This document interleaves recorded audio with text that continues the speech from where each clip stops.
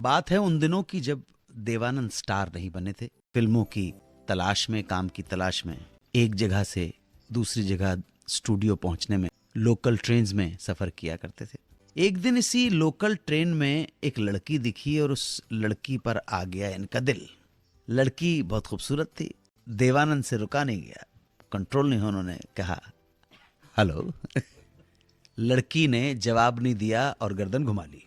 देवानंद कहाँ मानने वाले थे। हिम्मत जुटाई, फिर पूछ लिया कहाँ जा रही हैं। लड़की ने देखा एक नजर, मुस्कुराई और फिर नजरें फेर ली।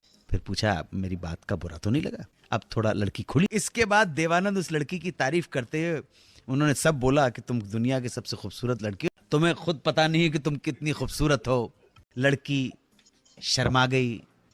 देवानंद की आंखें गड़ गईं उसके चेहरे के ऊपर और पता ही नहीं लगा कि कब ट्रेन पहुंच गई चर्च गेट। लड़की उतरी, जाने लगी। देव साहब भी पीछे पीछे चल दिए। पूछा तुम्हारा घर कहाँ है। लड़की ने कहा बस यहां से 5-10 मिनट की दूरी पर होगा, लेकिन अब तुम फूट लो क्योंकि घर के बाहर मेरे भाई और दोस्त खड़े होंगे। बोले कोई बात नहीं, उनसे भी मिल लूंगा। लड़की बोली मेरा बॉयफ्रेंड भी वहां होगा। अब चौंकने की बारी देवानंद की थी। बोले बॉयफ्रेंड? हाँ ठीक ही है, हर खूबसूरत लड़की इसकी हकदार होती है और तुम तो बहुत खूबसूरत हो और तुम्हारी जिंदगी में कोई है। मुझे लगा कि कोई नहीं होता तो मैं हाजिर था। और ये कहकर अलविदा कहते हुए जब देव साहब वहां से निकलने लगे तो लड़की ने कहा नाम नहीं पूछोगे।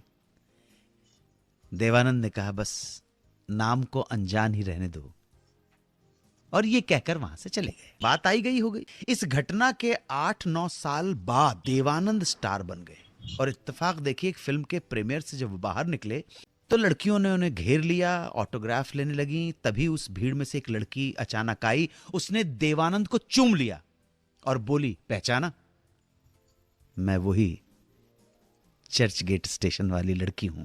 एक झटके में देव साहब को सब कुछ याद आ गया और उन्होंने भी पूरी भीड़ के सामने उस लड़की को चूम लिया। बोली क्या तुम मुझे तुम्हारी अगली फिल्म में हीरोइन लोगे? देव साहब बहुत जोर से हंसे और ये सब देखकर जो भीड़ थी वो भी तालियां बजाने लगी। प्रेस के कैमरे फ्लैश चमकाकर फोटोज लेने लगे।